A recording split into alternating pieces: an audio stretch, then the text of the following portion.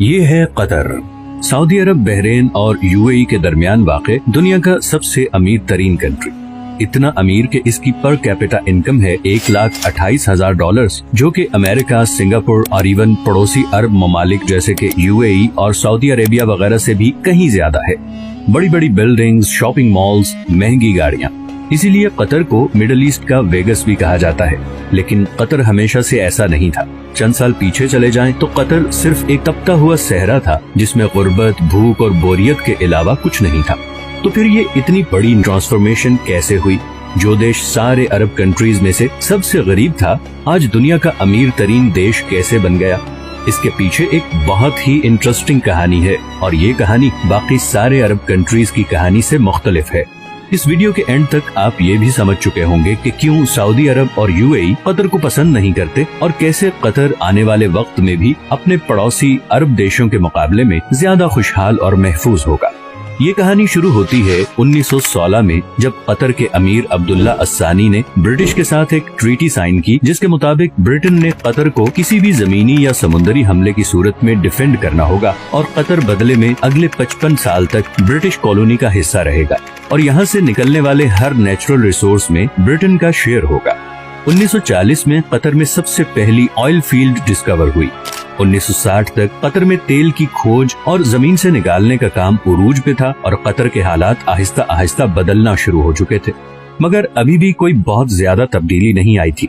लेकिन फिर 1970 में शेल ऑयल कंपनी ने इस कंट्री का सबसे बड़ा खजाना दरियाफ्त कर लिया, नॉर्थ फील्ड, दुनिया की सबसे बड़ी नेचुरल गैस फील्ड। लेकिन उस जमाने में गैस कोई बहुत ज्यादा प्रॉफिटेबल नहीं थी और उसकी वजह ये थी कि गैस को सिर्फ पाइपलाइंस के जरिए ही दूसरी जगह भेजा जा सकता था और कतर गैस इस्तेमाल करने वाले देशों से इतना दूर था कि वहाँ तक पाइपलाइन पहुँचाना तकरीबन नामुमकिन था। इसी वजह से शेल कंपनी भी ये गैस फील्ड डिस्कवर करके भूल गई और ये डिस्कवरी ऑफिशियल डॉक्यूमेंट्स में ही दब गई। 1971 में कतर को ब्रिटेन से आजादी मिल गई और वो एक आजाद मुल्क बन गया। आजादी मिलने के बावजूद अगले 25 सालों में भी कतर के हालात कोई खास नहीं बदले और फिर आया 1995, जब क्राउन प्रिंस हम्माद बिन खलीफा अस्सानी ने बगावत करके अपने ही बाप की हुकूमत का तख्ता उलट दिया और कतर का अमीर बन गया। नए अमीर का एक ही फोकस था और वो था गैस। हम्माद बिन खलीफा ये जानता था कि कतर की तकदीर सिर्फ गैस ही बदल सकती है, इसीलिए उसने एक बहुत ही रेयर टेक्नोलॉजी गैस लिक्विफिकेशन में इन्वेस्ट किया। लिक्विफिकेशन एक ऐसी टेक्नोलॉजी है जिसमें गैस को लिक्विड फॉर्म में कन्वर्ट किया जाता है ताकि उसे ऑयल की तरह शिप्स में दूसरे कंट्रीज तक पहुंचाया जा सके। इस सारे प्रोसेस में गैस को 161 डिग्री पे ठंडा रखना पड़ता है।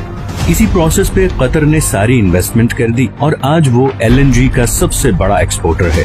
कतर से गैस इंपोर्ट करने वाले कंट्रीज में Japan, India, China, south Korea और स्पेन शामिल हैं। इस तरह बिलियंस ऑफ डॉलर्स कतर में आना शुरू हो गए। लेकिन कतर की तकदीर बदलने की इक्वेशन में ये तो एक सिर्फ छोटा सा हिस्सा था, क्योंकि नेचुरल रिसोर्सेज तो बहुत से कंट्रीज के पास होते हैं, उन्हें एक्सप्लॉइट भी बहुत से कंट्रीज कर लेते हैं, मगर असल मसला आता है उन रिसोर्सेज से आने वाले पैसे को सही इस्तेमाल करने का। वरना वेनेजुएला और अंगोला का अंजाम हमारे सामने है।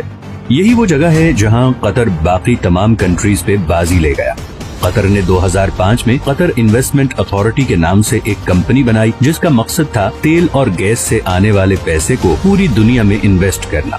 और इसीलिए आज दुनिया के हर बड़े मुल्क और हर बड़ी कंपनी में आपको कतर इन्वेस्टमेंट नजर आएगी, चाहे वो लंदन के बड़े होटल्स, ऑफिसेज और अपार्टमेंट बिल्डिंग्स हों, अमेरिका के बड़े बड़े ऑफिसेज हों या फिर मल्टीनेशनल्स जैसे कि Volkswagen, Barclays bank, Shell, Tiffany and co या फिर रॉसनेट, रशिया की सबसे बड़ी ऑयल कंपनी। इन तमाम कंट्रीज और कंपनीज में कतर की हैवी इन्वेस्टमेंट्स हैं, लेकिन ये भी कतर की टोटल इन्वेस्टमेंट्स का एक छोटा सा हिस्सा है। इसके अलावा Qatar billions of dollars roads, airports, research centres और फाइनेंशियल सेंटर्स वगैरह पे लगा चुका है। इवन के अभी फीफा वर्ल्ड कप, जो कि शायद दुनिया में स्पोर्ट्स का सबसे बड़ा इवेंट है, वो भी कतर में ही हो रहा है, क्योंकि ऐसे state of the art stadiums पूरे अरब में सिर्फ कतर के पास ही हैं। इन सारी इन्वेस्टमेंट्स का मकसद है ऑयल और गैस के ऑल्टरनेटिव इनकम सोर्सेज क्रिएट करना। अब ये तो थी कतर की इकोनॉमिक साइड। दूसरी तरफ इंटरनेशनल पॉलिटिकल इन्फ्लुएंस हासिल करने के लिए कतर ने दुनिया का सबसे बड़ा अरब मीडिया नेटवर्क शुरू किया, जिसे आज हम अल जजीरा के नाम से जानते हैं। असल में बहुत सालों तक कतर सऊदी अरब के कंट्रोल में था और नया अमीर खलीफा बिन हम्माद ये अच्छी तरह जानता था कि अगर कतर ने दुनिया में एक मकाम बनाना है तो उसके लिए उसकी एक अलग से पहचान बहुत जरूरी है। पूरी दुनिया तक कतर की आवाज और उसका नैरेटिव पहुंचाने में अल जजीरा ने एक बहुत जबरदस्त रोल प्ले किया है। 2010 की अरब स्प्रिंग के दौरान भी अल जजीरा वो वाहिद चैनल था जिसने प्रोटेस्ट को ऑन एयर किया था और इसकी वजह से सऊदी अरब और दूसरे कंट्रीज से इसे जबरदस्त क्रिटिसिज्म का सामना भी करना पड़ा। अल जजीरा का इन्फ्लुएंस इतना ज्यादा है कि 2017 में जब सब अरब कंट्रीज ने कतर का बायकॉट किया था तो उसको खत्म करने के लिए जो सबसे पहली डिमांड रखी गई वो थी अल जजीरा को बैन करना। सऊदी अरब और यूएई में तो अल जजीरा 2017 से अब तक बैंड ही है। कतर का बायकॉट एक मुकम्मल फेलियर था और इसकी सबसे पहली वजह तो ये थी कि सऊदी अरब को इस बायकॉट में सारे अरब कंट्रीज की सपोर्ट हासिल नहीं थी। इवन कुवैत और ओमान भी इस बायकॉट का हिस्सा नहीं बने। दूसरा, कतर के ईरान और तुर्की से भी बहुत अच्छे ताल्लुकात हैं, जिसकी वजह से गो के सऊदी अरब और यूएई कतर से काफी नाराज हैं, मगर इंटरनेशनली सारे कंट्रीज कतर को एक न्यूट्रल स्टेट समझते हैं और इसीलिए पूरी दुनिया में सिवाय 6 कंट्रीज के किसी ने भी इस बायकॉट को सपोर्ट नहीं किया। कतर को गैस की वजह से एक और फ्यूचर एडवांटेज भी मिला है। ऑयल के बारे में तो बहुत से एक्सपर्ट्स कहते हैं कि 2030 नहीं तो मैक्सिमम 2040 तक वो इलेक्ट्रिसिटी से रिप्लेस हो जाएगा, मगर गैस के बारे में ऐसी कोई प्रेडिक्शन नहीं, बल्कि उल्टा गैस की डिमांड मुसलसल बढ़ती जा रही है। अभी रिसेंट रशियन यूक्रेन वॉर में रशिया की जानिब से गैस पाइपलाइन की ब्लॉकेज के बाद कतर गैस की डिमांड 10 गुना बढ़ गई है, क्योंकि अब यूरोपियन कंट्रीज भी गैस के लिए कतर से राबता कर रहे हैं और ये डील कतर को और अमीर बना देगी। 2022 में कतर की एनर्जी एक्सपोर्ट्स पहले ही $100 बिलियन क्रॉस कर चुकी हैं। तो कल को जब बाकी अरब कंट्रीज ऑयल रिप्लेस होने से परेशान होंगे, वहीं कतर को इस चेंज से कोई खास फर्क नहीं पड़ेगा। अब कतर में सब कुछ अच्छा भी नहीं है और रिसेंटली वहाँ पे लेबर क्लास की कंडीशन को लेकर काफी सवाल भी उठाए गए हैं, लेकिन स्टिल कतर बाकी अरब देशों के मुकाबले में काफी ओपन स्टेट है, जहाँ मीडिया की आजादी है, इकोनॉमिक कंडीशंस बेहतर हैं और फ्यूचर प्लानिंग भी होती है। आखिर में हम आते हैं उस खित्ते की तरफ जो कि शायद नेचुरल रिसोर्सेज से माला माल है, मगर पॉलिटिकल डिफरेंसेस, करप्शन और रिलीजियस एक्सट्रीमिज्म की वजह से इस वक्त गुर्बत, भूख और बदअमनी का शिकार है।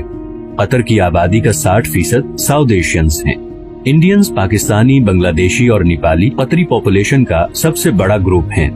अपने देश और प्यारों से हजारों मील दूर दिन रात मेहनत करते ये लोग हर वक्त ख्वाब देखते हैं कि कब इनके अपने कंट्रीज इतने खुशहाल होंगे कि इन्हें 7 समुंदर पार इस जला देने वाली गर्मी से निजात मिले।